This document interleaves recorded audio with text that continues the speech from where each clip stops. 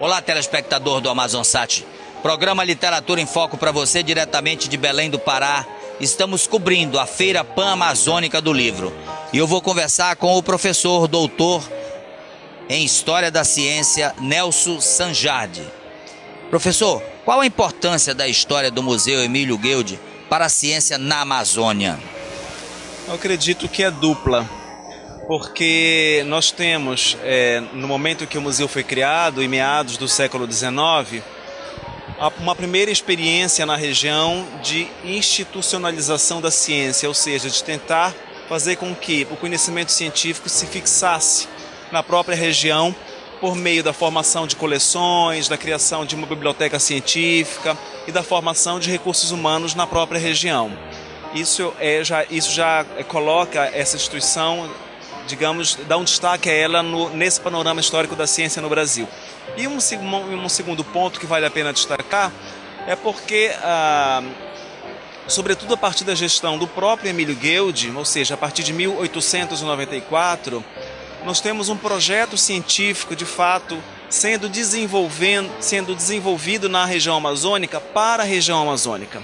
Então, a história do Museu Paraense é um marco para a região, porque ela muda um pouco o contexto que a gente tinha no século XIX, dos viajantes que vinham de fora da região, faziam suas pesquisas na própria região e levavam as coleções, e levavam conhecimento com eles e publicavam esse conhecimento na sua própria língua.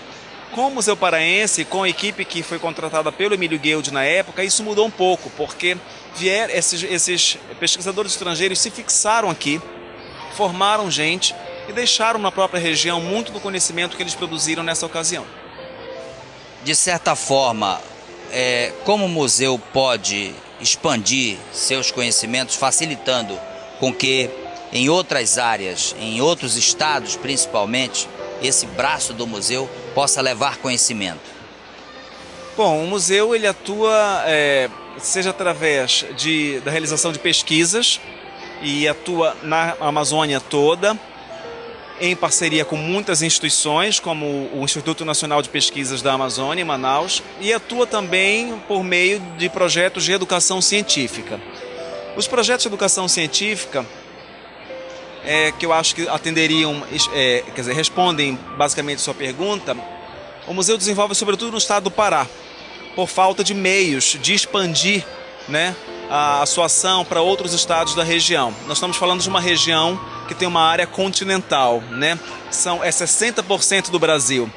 E é exigir muito das instituições localizadas nos estados amazônicos que elas deem conta de toda a região, Esse seria o ideal, sem dúvida, que as nossas instituições pudessem se fazer presente em todos os estados, pudessem fazer intercâmbios, mas a dimensão geográfica é enorme, os recursos são limitados e as iniciativas muitas vezes elas são tímidas, são pioneiras e são restritas à capacidade que as instituições têm de executá-las. O que o Museu Guild tem de concreto em outros estados da região são os projetos de pesquisa, sobretudo no estado do Amazonas, em parceria com as instituições do próprio Amazonas. Como se deu a fundação do Museu Emílio Guild? Qual era o seu contexto social e cultural para aquela época? Afinal de contas, foi um sonho deste homem. O Museu Paraense, como se chamava na época, ele não foi criado pelo Emílio Guild, propriamente dito, O Guild leva fama e leva, inclusive, o nome do museu está vinculado a esse cientista, mas quem criou o museu foi um mineiro, Domingos Soares Ferreira Pena, que veio para Belém em 1858 como secretário da província. E 8 anos depois, em 1866, ele criou este Museu Paraense junto com outros intelectuais locais.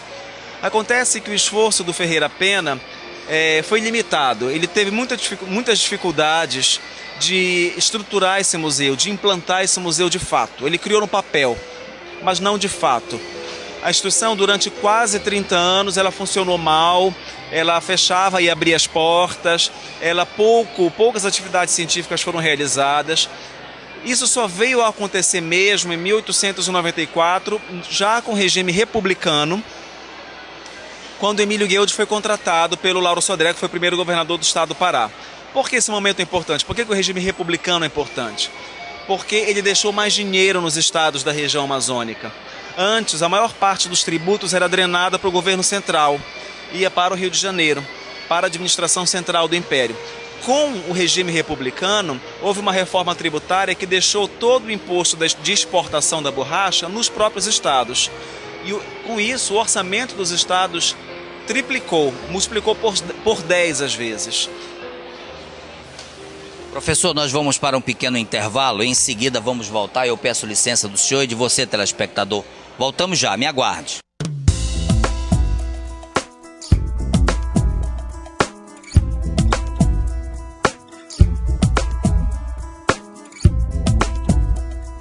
Olá, telespectador do Amazonsat. Eu estou aqui na TV Lá Motos, na Rua Borba, no bairro da Cachoeirinha. Você que anda de ônibus, pode agora deixar de andar de ônibus e comprar a sua motocicleta Yamaha. Para falar dessas vantagens, para você que é cliente ou que não é cliente TV Lá, nós convidamos o Luiz, que é o gerente da loja. Luiz, muitas vantagens nessas duas motos, principalmente, além de tantas motos Yamaha que a TV Lá tem.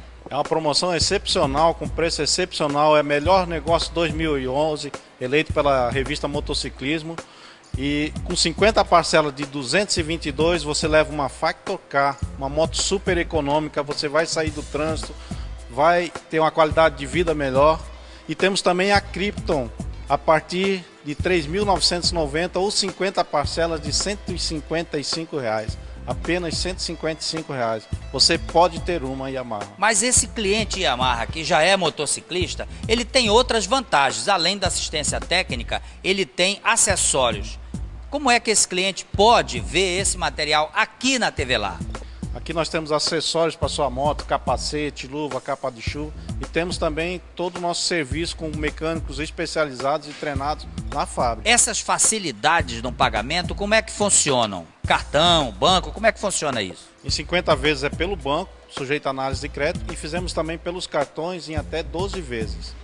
Pois é, mas aquele cliente que está lá no interior do estado, aquele cliente que está distante e quer chegar aqui, qual o telefone e o endereço da loja?